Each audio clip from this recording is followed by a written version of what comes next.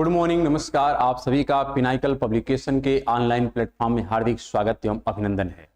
मैं सुरेश धर दुबे पुनः आप लोगों के समक्ष एसएससी जनरल स्टडी के अंतर्गत क्वालिटी सेशन के साथ उपस्थित हूं। इस प्लेटफॉर्म के माध्यम से जनरल स्टडी की तैयारी हेतु इंग्लिश और हिंदी मीडियम में बुक अवेलेबल कराई गई है। यहाँ पर 6500 प्लस क्वेश्चन का कलेक्शन चैप्टर वाइज ऑर्डर में किया गया है। तो आप अपनी भाषा की सुविधा के अनुसार बुक का चयन करें और अपने एग्जाम को बेहतर करने का पूरा प्रयास करें। I hope you are well and fine. तो लेट्स स्टार्ट द क्लास। हम लोग प्रीवियस क्लास में डिस्कस कर रहे थे, कुछ यहाँ पर आर्टिकल थे, कुछ शेड्यूल थे और इसकी चर्चा हम लोग कर रहे थे कि बीच में कुछ थोड़ा अनअवॉइडेबल कंडीशन आती है कि खांसी आ रही थी, इसलिए हमने क्लास को बीच में रोक दिया है। तो उसको पहले हम 2 क्वेश्चन वहां पर शेष थे उसकी चर्चा कंप्लीट करते हैं, फिर आज के क्वेश्चन की हम लोग चर्चा यहाँ पर स्टार्ट करेंगे। तो यहाँ पर एक क्वेश्चन था और एक क्वेश्चन पहले हम देखते हैं। क्वेश्चन यहाँ पर था, under which article of the Indian constitution are special provision provides to language spoken in a section of the population.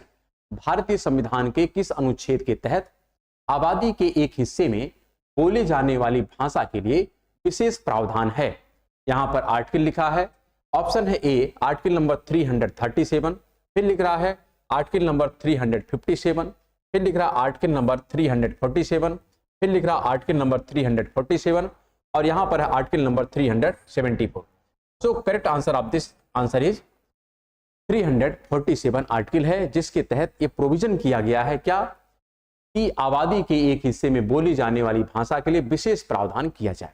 तो हम लोग आते हैं नेक्स्ट क्वेश्चन पर और यहां पर जो नेक्स्ट क्वेश्चन है और लास्ट क्वेश्चन है, ये प्रीवियस एपिसोड का है, ध्यान रखिएगा प्रीवियस एपिसोड का लास्ट है। यहां पर क्या था, which of the following articles is related to the ancillary power of the supreme court. जो एक्सिलरी पावर है सुप्रीम कोर्ट की, इसके सेंस में क्वेश्चन है कि निम्नलिखित में से कौन सा अनुच्छेद सर्वोच्च न्यायालय की सहायक शक्तियों से संबंधित है। ऑप्शन क्या लिख रहा है, फर्स्ट ऑप्शन है कि यह प्रोविजन आर्टिकल नंबर 150 में किया गया है, यह प्रोविजन आर्टिकल नंबर 143 में किया गया है। थर्ड ऑप्शन है कि यह प्रोविजन आर्टिकल नंबर 138 में किया गया है। फोर्थ ऑप्शन है कि यह प्रोविजन आर्टिकल नंबर 140 में किया गया है। तो यहां पर देखा जाए कि यह प्रोविजन कहां पर किया गया है, तो आर्टिकल नंबर 140 में किया गया है। तो correct answer of this question क्या हो जाएगा, 100। करेक्ट आंसर हो जाएगा यहां पर डी। और यह एपिसोड पिछला था जो यहां पर कंप्लीट हो जाता है और फिर हम लोग आज का अब एपिसोड क्या करते हैं, यहां पर स्टार्ट कर लेते हैं। और जो आज का एपिसोड है यहां पर जैसा आप लोग देख रहे हैं, यहां पर बुक अवेलेबल कराई गई है और जो हमारा सेशन है, ये सेशन किसका है, क्वालिटी का सेशन है। और जो टॉपिक हमारा कंटिन्यू है, ये टॉपिक है article, schedule, parts and list. इसी के क्वेश्चन हम लोग डिस्कस कर रहे हैं और इसी के क्वेश्चन को हम लोग फर्दर कंटिन्यू करते हैं। यहां पर जो क्वेश्चन है, ये क्वेश्चन लिखा गया है, which of the following schedule of the Constitution of India has been incorrectly matched with its content। Bharat के संविधान की किस अनुसूचियों का मिलान उसकी विषय के साथ गलत किया गया है।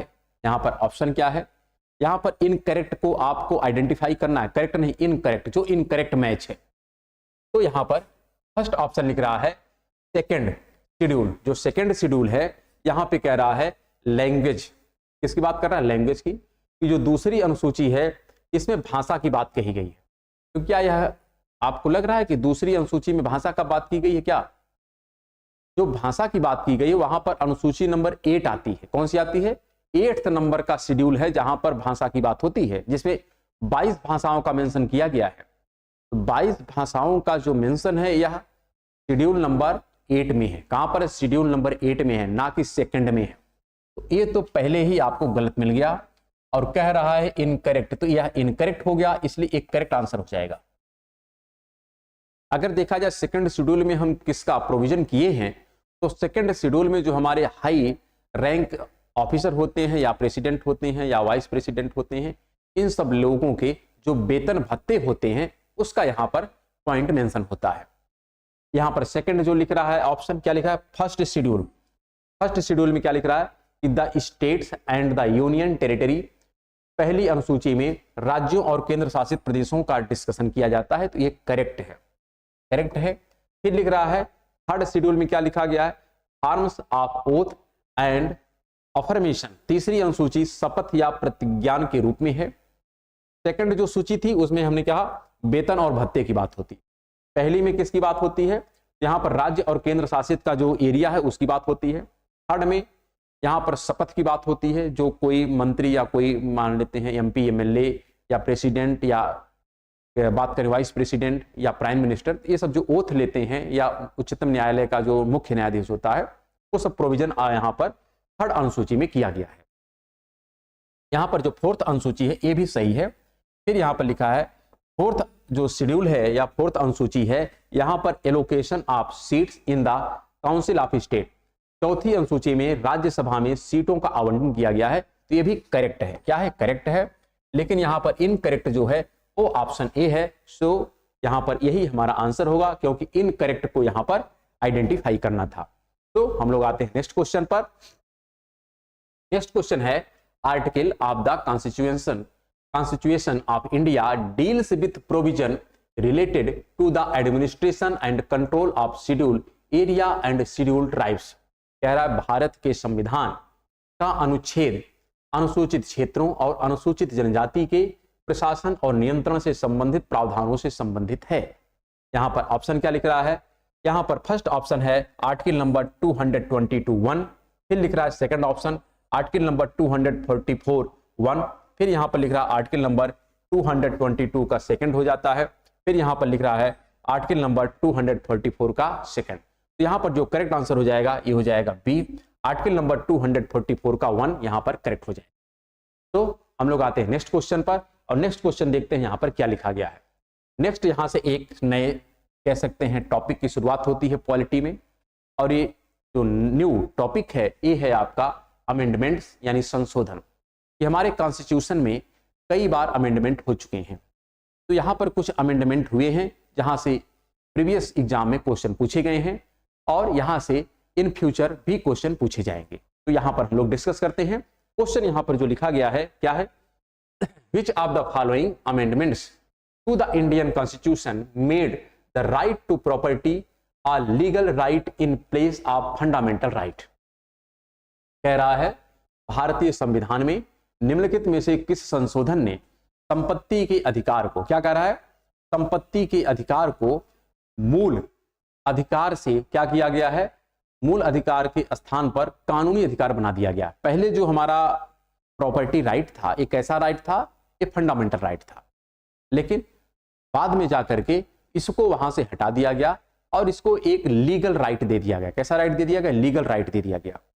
तो यह बात कह रहा है कि किसके तहत किया गया है, कौन सा ऐसा संशोधन किया गया था जब ये प्रावधान किया गया है। तो यहां पर ऑप्शन लिख रहा है, फर्स्ट ऑप्शन है 40th अमेंडमेंट किया गया था, सेकंड ऑप्शन है 48th अमेंडमेंट किया गया था, फिर यहां पर लिख रहा है 44th अमेंडमेंट किया गया था, यहां पर डी ऑप्शन है कि 45th अमेंडमेंट किया गया था। तो यहां पर जो करेक्ट आंसर हो जाएगा ये हो जाएगा 44th अमेंडमेंट किया गया था। और ये जो अमेंडमेंट किया गया था ये कब का है, तो 1978 का है। कब का है यार, 1978 में यह अमेंडमेंट किया गया था। और इसी के तहत अगर हम देखें तो यह प्रोविजन किया गया था क्या, कि जो हमारा संपत्ति का अधिकार है, अर्थात जो आर्टिकल नंबर 31 था, आर्टिकल नंबर 31, इसको यहां से हटा दिया गया और इसको कहां पे ऐड कर दिया गया, तो एक आर्टिकल हमारा अलग से मेंशन किया गया जिसका नाम था आर्टिकल नंबर 300A। क्या है, आर्टिकल नंबर 300A में इसको मेंशन कर दिया गया है। तो यह जो कार्य किया गया है 1978 में किया गया। कब किया गया है, 1978 में किया गया है। तो यह आपको याद कर लेना है, यहां पर भूलना नहीं। हाँ, अगर पूछा जाए कि यह किस भाग का पार्ट है, ये जो है या तो भाग नंबर 3 था, क्या है भाग यानी पार्ट, ये 3 था, लेकिन ये जो है यह किस पार्ट का विषय है, यह आपको मिलेगा भाग नंबर 12 है। क्या है, भाग नंबर 12। तो भाग नंबर 12 के तहत अब हमारा संपत्ति का अधिकार चला गया है, जो एक लीगल राइट है। पहले कैसा था, फंडामेंटल राइट था, क्योंकि आर्टिकल नंबर 31 में था, लेकिन प्रेजेंट में यह आर्टिकल नंबर 300A में है। और ये सारा जो उलट फेर किया गया है, यह एक अमेंडमेंट किया गया था 1978 में, और यह अमेंडमेंट नंबर था 44th। क्या नाम था, 44th। तो correct answer of this question is C. आते हैं नेक्स्ट क्वेश्चन पर। यहां पर जो नेक्स्ट क्वेश्चन लिखा गया ये भी काफी अच्छा क्वेश्चन है। क्या है, which of the following amendments act added 4 new subject, article number 39, article number 39A, article number 43A and article number 48A in the directive principle of state policy. निम्नलिखित में से किस संशोधन अधिनियम ने राज्य के नीति निर्देशक तत्वों में चार नए विषयों को अनुच्छेद 39 नंबर ए, अनुच्छेद 43A एंड अनुच्छेद 48A को जोड़ा गया है। यहां पर पूछ रहा है यह प्रोविजन किसके तहत कहा गया है। यहां पर पहला दिया है 42 जो 42 नंबर का संविधान संशोधन था, इसके तहत यह प्रोविजन किया गया है। सेकंड ऑप्शन दे रहा है यह प्रोविजन 41 जो अमेंडमेंट था उसके तहत किया गया है। यहां पर थर्ड ऑप्शन लिख रहा है यह अमेंडमेंट जो 40 नंबर का संविधान संशोधन था उसके तहत किया गया है। फिर यहां पे कह रहा है कि नहीं, यह जो संविधान संशोधन नंबर 39 था उसके तहत किया गया है। तो जो एक्चुअल यहां पर करेक्ट आंसर है वो है यहां पर अमेंडमेंट नंबर 42 के तहत ये प्रोविजन किया गया है कि जो हमारा directive principle of state policy था, इसी के तहत 4 यहां पर आर्टिकल ऐड किए गए। कितने आर्टिकल? 4 आर्टिकल यहां पर ऐड किए गए हैं। Article number 39, article number 39A, 43A and 48A को यहां पर ऐड किया गया है। तो यहां पर करेक्ट आंसर हो जाएगा इस क्वेश्चन का, क्या हो जाएगा? ए। हम लोग आते हैं नेक्स्ट क्वेश्चन पर। नेक्स्ट क्वेश्चन यहां पर लिखा गया है under which constitution amendments the state shall provide free and compulsory education to all children from the age of 6 to 14 year. कह रहा है कि किस संवैधानिक संशोधन के तहत राज्य 6 से 14 वर्ष तक की आयु वाले सभी बच्चों को मुफ्त और अनिवार्य शिक्षा प्रदान करेगा। यहां पर लिख रहा है ऑप्शन, कह रहा है कि ये प्रोविजन किया गया था जब हम 42 अमेंडमेंट किए थे तब। फिर कह रहा है कि 62 अमेंडमेंट किया गया था तो हुआ था। फिर कह रहा नहीं 73 नंबर का जो अमेंडमेंट हुआ था तब किया गया था। फिर यहां पे कह रहा नहीं जब 86 अमेंडमेंट किया गया था तो किया गया था। तो यहां पर अगर हम देखें कि यह जो प्रोविजन किया गया था यह 86 के तहत किया गया था। किसके तहत किया गया था? 86 के तहत किया गया था। यहां पर एक बात क्लियर रखनी है, इसी के तहत 2 आर्टिकल ऐड किए गए थे। एक जो आर्टिकल था यह आर्टिकल था आपका 21A। ये जो 21A है ये हमारा फंडामेंटल राइट है। कैसा राइट है? ये हमारा फंडामेंटल राइट है। और इस फंडामेंटल राइट के तहत ये प्रोविजन किया गया था कि 6 से लेकर के 14 वर्ष, क्या लिखा गया है? 6 से लेकर के 14 वर्ष के एज ग्रुप को क्या किया जाएगा? मुफ्त शिक्षा दी जाएगी। तो इसके तहत है फंडामेंटल राइट। और ये प्रोविजन किया गया था जब 86 संशोधन किया गया था। कब? तो ये किया गया था 2002 में। कब किया गया था? 2002 में। लेकिन इसी आर्टिकल के तहत, इसी अमेंडमेंट के तहत एक और प्रोविजन किया गया था, और वह प्रोविजन था आपके राज्य के नीति निर्देशक तत्व में। किसमें था? राज्य के नीति निर्देशक तत्व में ऐड किया गया था। अगर वहां पे हम बात करें, नहीं राज्य का नीति निर्देशक तत्व नहीं, बल्कि वो आपका था फंडामेंटल ड्यूटी में। किसमें था? फंडामेंटल ड्यूटी में। तो इसी के तहत जो हमारा आर्टिकल नंबर 51A है, 51A में पहले से 10 सब्जेक्ट हमारे प्रेस्क्राइब थे पहले से, क्योंकि फंडामेंटल जो ड्यूटी थी यह हमारा जो बेसिक कॉन्स्टिट्यूशन था उसमें नहीं था। लेकिन जब 42 नंबर का जब अमेंडमेंट किया गया था तो यहां पर फंडामेंटल ड्यूटी को ऐड किया गया।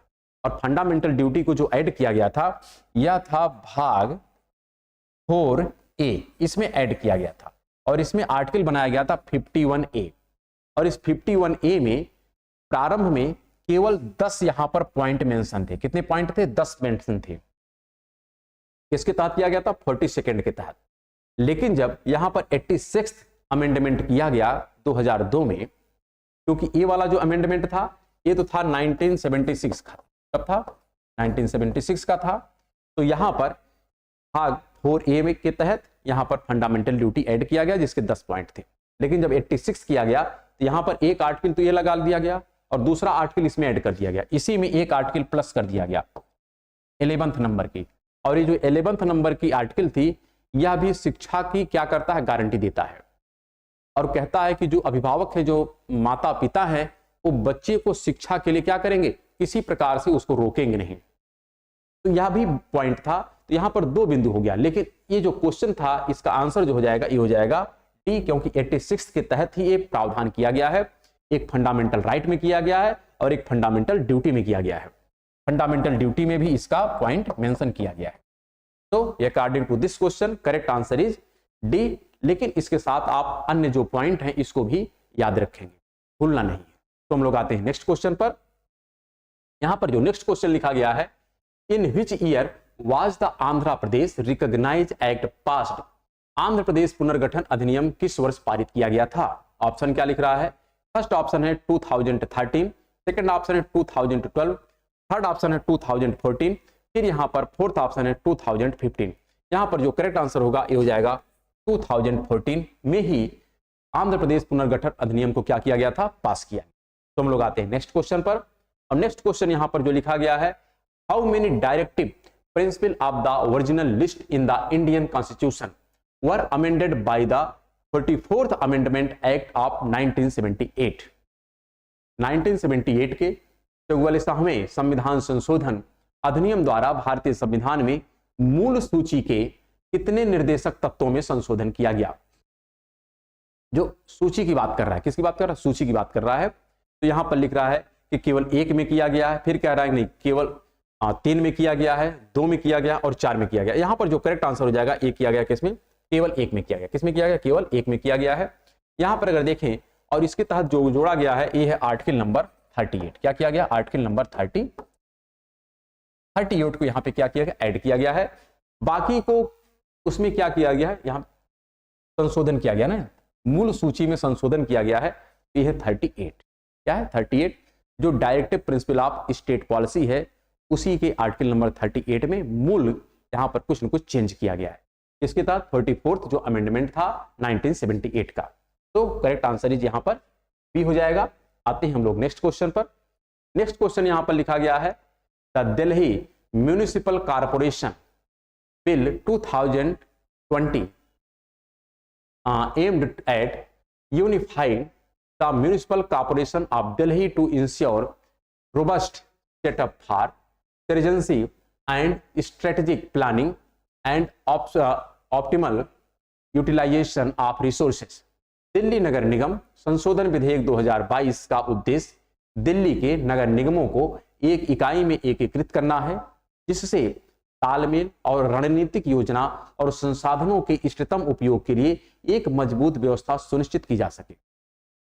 ऑप्शन यहां पे कह रहा है, फर्स्ट दे रहा है यहां पर 3, फिर लिख रहा है 2, फिर लिख रहा है 4 और लिख रहा है यहां पर 5। तो यहां पर जो करेक्ट आंसर हो जाएगा जो इसके तहत कह रहा है यहां पर है 3। क्या है? 3। ये आपको स्पष्ट रखना है कि दिल्ली में कई पार्ट हैं। एक आपका सदर्न पार्ट है दिल्ली का, एक नॉर्थ पार्ट है दिल्ली का और एक ईस्ट पार्ट है। तो तीनों को आपस में ऐड कर दिया गया कि जिससे वहां पर तालमेल बैठा करके काम करने में आसानी हो जाए। तो यहां पर 3 को क्या किया गया? आपस में मर्ज किया गया है। तो correct answer of this question is ए। हम लोग आते हैं नेक्स्ट क्वेश्चन पर। और यहां पर जो नेक्स्ट क्वेश्चन लिखा गया है इसको भी हम लोग ध्यान से देखते हैं। क्या लिखा गया यहां पर? The juvenile justice care and protection of children, juvenile जो जस्टिस है amendment bill 2021 seeks to amend juvenile justice care and protection of children act.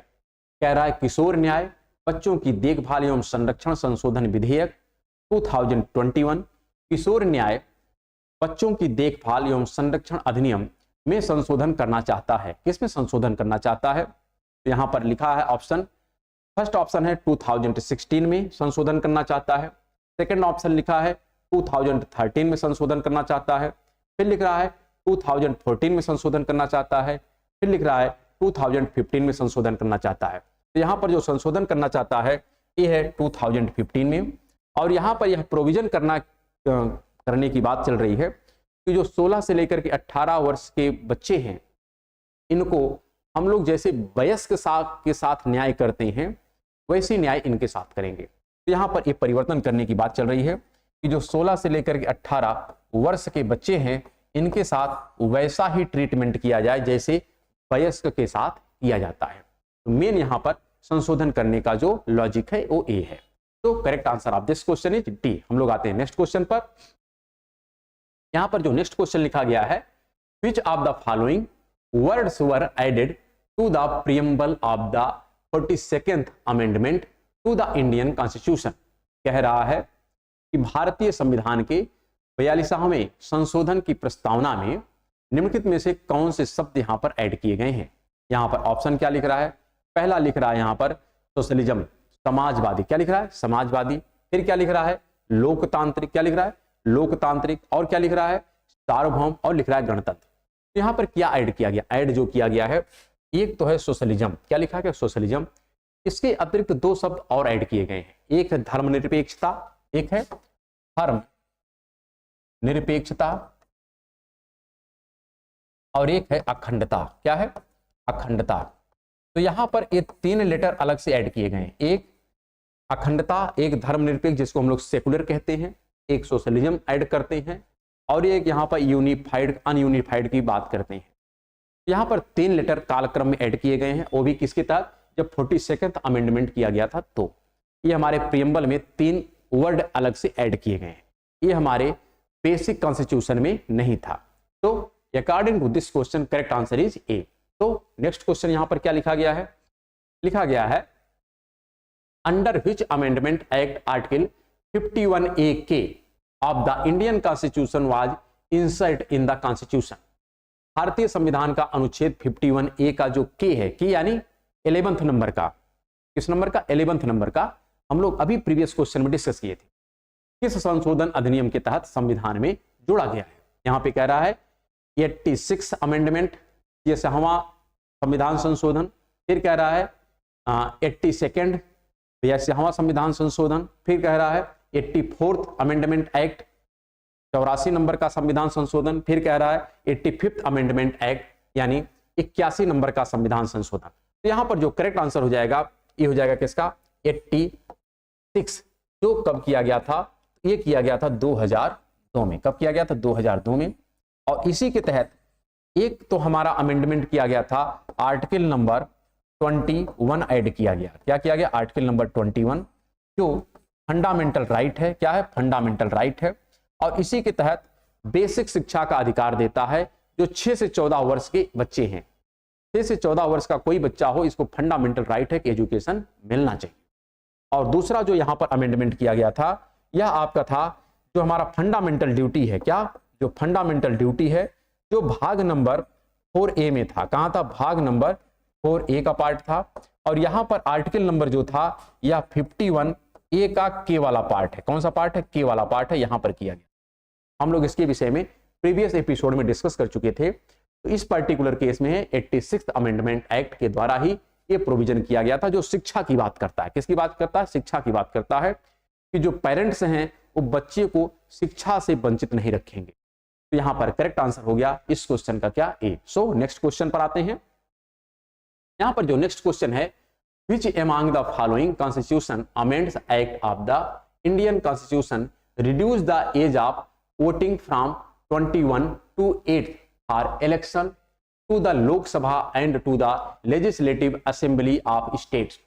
भारतीय संविधान के निम्नलिखित में से किस संवैधानिक संशोधन अधिनियम ने लोकसभा और राज्यों की विधानसभाओं के निर्वाचन के लिए मतदान की आयु 21 से घटा करके 18 कर दी है। क्वेश्चन खूब पूछा जाता है। और यहां पर आंसर में क्या लिख रहा है, फर्स्ट ऑप्शन है 81 के तहत किया गया है, सेकंड ऑप्शन है 61 के तहत किया गया है, फिर यहां पर लिख रहा है कि यह 52 के तहत किया गया है, फिर यहां पर लिख रहा है कि यह 72 के तहत किया गया है। तो यहां पर जो करेक्ट आंसर होगा, जिसमें एज को घटा करके किया गया, ए है 61। और यह जो प्रोविजन किया गया है कब का है, तो 1988 का है। कब का है, 1988 में 61 जब अमेंडमेंट किया गया था कॉन्स्टिट्यूशन में, तो इसी के तहत एज को घटा करके 21 से कितना कर दिया गया है, 18 कर दिया। तो correct answer of this question is B. तो हम लोग आते हैं नेक्स्ट क्वेश्चन पर। और नेक्स्ट क्वेश्चन यहां पर जो लिखा गया काफी अच्छा क्वेश्चन है। क्या है, which constitution amendment act added provision related to municipality in the Indian constitution. किस संविधान संशोधन अधिनियम ने भारतीय संविधान में नगर पालिकाओं से संबंधित उपबंधों को जोड़ा था। ऑप्शन क्या यहां पर लिख रहा है कि 97th अमेंडमेंट एक्ट, फिर लिख रहा है 71th अमेंडमेंट एक्ट जो 1992 का है, फिर लिख रहा है 74th अमेंडमेंट एक्ट 1992 का है, फिर यहां पे कह रहा है 69th अमेंडमेंट एक्ट 1993 का है। तो यहां पर आपको ध्यान रखना है, नगर पालिकाओं से संबंधित की बात कर रहा है। किसकी बात कर, नगर पालिकाओं से संबंधित। तो नगर पालिकाओं से संबंधित जो प्रोविजन है, यह अगर हम बात करें कि किस शेड्यूल में आता है, तो यह 74th के अंतर्गत अमेंडमेंट करके लाया गया है। और यह आपकी अनुसूची थी, जो शेड्यूल है, यह शेड्यूल नंबर आपकी थी 12। क्या है? शेड्यूल नंबर है 12। और यहाँ पर अगर हम बात करें, भाग एक अलग से ऐड कर दिया गया है हमारे कॉन्स्टिट्यूशन में, और वह भाग हमारा था क्या? 9A। क्या है? 9A। भाग नंबर 9 जो था, यह किसकी बात करता है? तो भाग नंबर 9 जो है ये बात करता, इसको भी हटाते हैं, ठीक। भाग नंबर 9 जो है ये बात करता है हमारे पंचायत की, ग्राम पंचायत की। भाग नंबर 9A जो बात करता है यह नगर पालिका की बात करता है। और भाग नंबर 9B किसकी बात करता है? तो सहकारिता की बात करता है। लेकिन यहां पर जो आंसर हो जाएगा ये हो जाएगा 74th का जो अमेंडमेंट किया गया था 1992 में, इसी के तहत यहां पर नगर पालिका की व्यवस्था बनाई गई थी। किस भाग में? भाग नंबर 9 में, 9A में, और अनुसूची नंबर 12 में इसका प्रोविजन किया गया है। So correct answer is C. Next question, next question यहां पर है, which amendments in the Indian Constitution is related to extension of jurisdiction of High Court to uniform territories? भारतीय संविधान में कौन सा संशोधन उच्च न्यायालयों की अधिकारिता का केंद्र शासित प्रदेशों पर विस्तार से संबंधित है? ऑप्शन यहां पर लिख रहा है 9th अमेंडमेंट, फिर लिख रहा है 7th अमेंडमेंट, फिर लिख रहा है यहां पर फर्स्ट अमेंडमेंट, फिर यहां पर लिख रहा है कि 13th अमेंडमेंट। क्या लिख रहा है? 13th amendment. तो यहां पर जो करेक्ट आंसर हो जाएगा ये हो जाएगा 7th अमेंडमेंट। क्या हो जाएगा? 7th amendment. और इसी के तहत उच्च न्यायालयों की अधिकारिता का केंद्र शासित प्रदेशों पर विस्तार से संबंधित होता है। सो हम लोग आते हैं नेक्स्ट क्वेश्चन पर, और यहां पर जो नेक्स्ट क्वेश्चन लिखा गया है ये है, the 71st amendment to the Indian constitution included Konkani, Manipuri and Nepali language in the schedule. भारतीय संविधान के 71वें संशोधन में कोंकणी, मणिपुरी और नेपाली भाषाओं को अनुसूची में शामिल किया गया है। तो किस अनुसूची में शामिल किया गया है? हम लोग ये क्लियर जानते हैं कि अनुसूची नंबर है कौन सी? 8। और उसी 8 अनुसूची में कितनी भाषाओं का प्रिस्क्रिप्शन किया गया? तो 22। कितने का? 22। यहाँ पर ऑप्शन है 8, 6, 5th एंड 7th। तो यहाँ पर आंसर हो जाएगा 8th में। किसमें किया गया? 8th में किया गया है। तो correct answer of this question is A. तो नेक्स्ट क्वेश्चन यहाँ पर लिखा गया है, the 89th Amendment Act 2003 of the Indian Constitution establish which of the following commission? भारतीय संविधान के 89वें संशोधन अधिनियम 2003 ने निम्नलिखित में से किस आयोग की स्थापना की थी? यहाँ पर ऑप्शन क्या लिख रहा है? पहला ऑप्शन है कंपटीशन कमीशन फॉर इंडिया, भारतीय प्रतिस्पर्धा आयोग की बात कर रहा है। फिर यहाँ पे कह रहा है national commission for backward classes, पिछड़े वर्ग के राष्ट्रीय आयोग की बात करता है। फिर यहाँ पे कह रहा है नेशनल कमीशन फॉर वुमेन, राष्ट्रीय महिला आयोग की बात करता है। फिर लिख रहा है राष्ट्रीय अनुसूचित जनजाति आयोग की बात करता है। तो ये क्वेश्चन कई बार रिपीट कर चुका है। तो यहाँ पर जो आंसर हो जाएगा ये हो जाएगा आपका डी। क्या हो जाएगा? डी। इसी का जो प्रिस्क्रिप्शन है यह कब किया गया? तो जब 89th अमेंडमेंट किया गया था 2002 में, उसके तहत ये प्रावधान किया। तो correct answer of this question is D. तो नेक्स्ट क्वेश्चन यहां पर जो लिखा गया इसको भी ध्यान से हम देखते हैं। क्या लिखा गया है? Which among the following constitution amendments of the Indian Constitution deals with the formation of Sikkim as a state? भारतीय संविधान का निम्नलिखित में से कौन सा संवैधानिक संशोधन एक राज्य के रूप में सिक्किम के गठन से संबंधित है? यहाँ पर ऑप्शन क्या है? 36th, फिर यहाँ पर लिख रहा है 51th, फिर लिख रहा है 42nd और 30। तो किसके तहत ये बात की गई है? यह आपका है, यहाँ पर अगर क्लियर रखिएगा तो आपका मिलेगा 36। क्या हो जाएगा? 36। इसी के तहत सिक्किम का गठन किया गया है। तो correct answer of this question is A. तो नेक्स्ट क्वेश्चन यहाँ पर लिखा गया है, which of the following statement are correct regarding the supreme court judgement on validity of 103rd constitutional amendment act?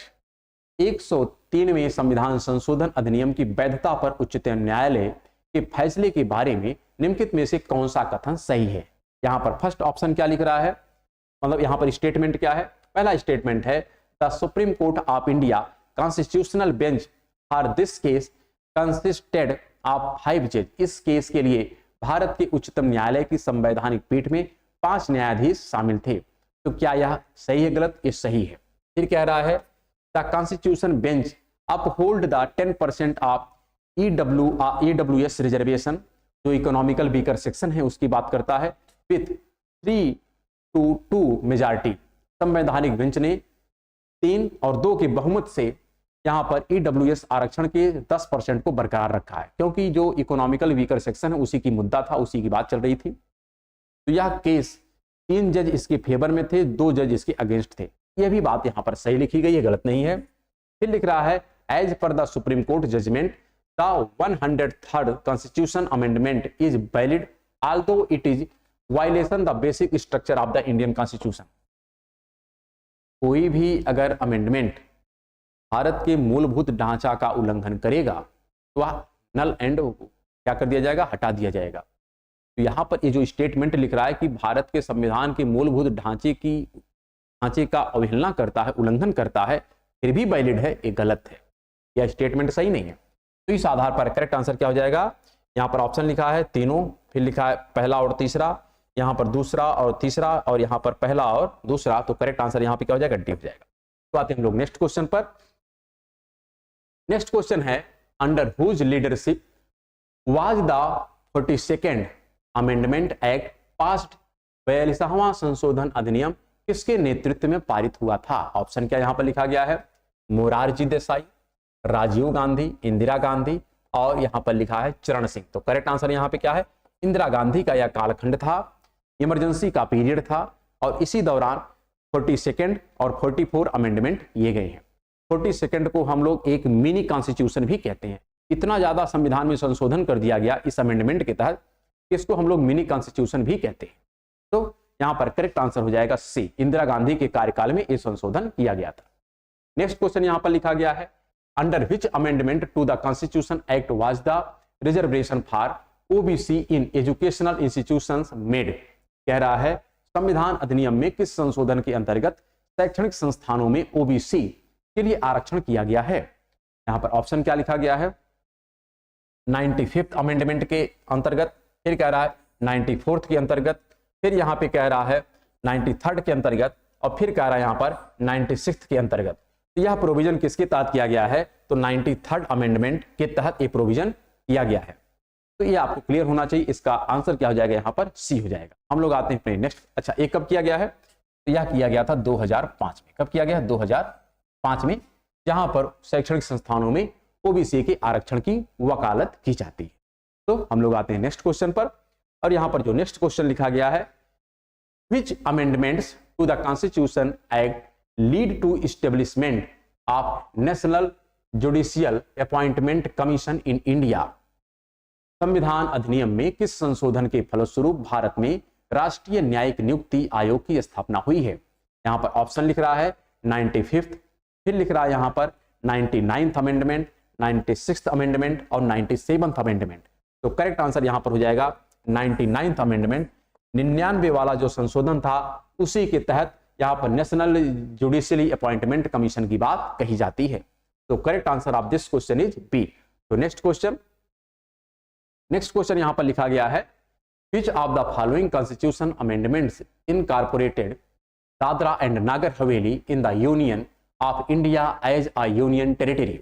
निम्नलिखित में से किस संवैधानिक संशोधन ने भारत संघ में दादरा और नागर हवेली को एक केंद्र शासित प्रदेश के रूप में शामिल किया है। ऑप्शन क्या यहाँ पर है, फर्स्ट ऑप्शन लिख रहा है 19th अमेंडमेंट के तहत, फिर यहाँ पे कह रहा है 14th अमेंडमेंट के तहत, फिर यहाँ पे कह रहा है क्या 12th अमेंडमेंट के तहत, और फिर यहाँ पे कह रहा है 10th अमेंडमेंट के तहत। तो यहाँ पर जो करेक्ट आंसर होगा ये होगा 10th। किसके तहत, 10th अमेंडमेंट के तहत दादरा नागर हवेली को क्या किया गया है, केंद्र शासित प्रदेश के रूप में शामिल किया गया था। और कालक्रम में दादरा नागर हवेली को पुनः अब दमन दीव के अंतर्गत मर्ज कर दिया गया है। तो यहाँ पर आंसर जो हो जाएगा ये हो जाएगा डी। नेक्स्ट क्वेश्चन पर हम लोग चलते हैं। नेक्स्ट क्वेश्चन यहाँ पर लिखा गया है which of the following amendments of the Constitution of India declared that the Parliament has the power to abridge or take away any of the fundamental rights under Article 368 and such as act will not be law under the meaning of Article 13। Bharat के संविधान के निम्नलिखित में से किस संशोधन ने घोषित किया कि संसद को अनुच्छेद 368 के तहत किसी भी मौलिक अधिकार को कम करने या छीनने की शक्ति है, और ऐसा अधिनियम अनुच्छेद 13 के अर्थ के तहत एक कानून नहीं होगा। यह जो कहा गया है यह किसके तहत कहा गया है, लिख रहा है कि 23rd जो 23वां संविधान संशोधन था उसके तहत, फिर कह रहा है 20 यहाँ पर 20वें संविधान संशोधन के तहत, फिर कह रहा है 24वां, फिर यहाँ पे कह रहा है 28 यानी 28वां संविधान संशोधन। तो यह पॉइंट किसके तहत कहा गया है, तो यहाँ पर 24वें संविधान संशोधन के तहत ये पॉइंट मेंशन किया गया है। तो correct answer is C. Next question यहाँ पर देखते हैं। नेक्स्ट क्वेश्चन लिखा गया है, who among the following president of India gave assent to the 100th amendment of the constitution of India. भारत के निम्नलिखित राष्ट्रपतियों में से किसने भारत के संविधान के 100वें संशोधन को स्वीकृति दी थी। ऑप्शन क्या यहाँ पर, प्रणब मुखर्जी, सेकंड है रामनाथ कोविंद, फिर है एपीजे अब्दुल कलाम और है प्रतिभा पाटिल। तो यहाँ पर जो आंसर है ये है प्रणब मुखर्जी। क्या है, प्रणब मुखर्जी के टेन्योर में ही यह 100th नंबर का जो अमेंडमेंट एक्ट था यह पास किया गया था। So correct answer of this question is A. तो next question and last question of this episode, that is the government of national capital territory of Delhi amendment bill 2021 which was passed in March 2021 amendment the government of national capital territory of Delhi act। कह रहा है राष्ट्रीय राजधानी क्षेत्र दिल्ली सरकार संशोधन विधेयक 2021 जिसे मार्च 2021 में पारित किया गया था ने राष्ट्रीय राजधानी क्षेत्र दिल्ली सरकार अधिनियम में संशोधन किया है। यहाँ पर किसमें संशोधन किया गया है, एक क्वेश्चन आपसे पूछ रहा है। ऑप्शन यहाँ पर है, यहाँ पर 1998 का यह अमेंडमेंट था जिसमें संशोधन किया है, कह रहा है यह 1994 का था जिसमें संशोधन कर रहा है, कह रहा है कि यह 1996 का था जिसमें अमेंडमेंट किया जा रहा है, और कह रहा है कि यह 1991 का था जिसमें संशोधन किया जा रहा है। तो यहाँ पर करेक्ट आंसर हो जाएगा डी, इसमें संशोधन की बात कही जा रही है। और ये जो क्वेश्चन है यह कंटेम्प्रेरी इशू के हैं, समकालीन क्वेश्चन है, और इस प्रकार से समकालीन क्वेश्चन हमारे लिए काफी ज्यादा प्रासंगिक होते हैं। तो आपको फ्यूचर में भी इस टाइप के क्वेश्चन को याद रखना है। तो इस एपिसोड को हम लोग यहीं पर विराम देते हैं। हम लोग मिलेंगे नेक्स्ट एपिसोड में, तब तक के लिए नमस्कार, धन्यवाद।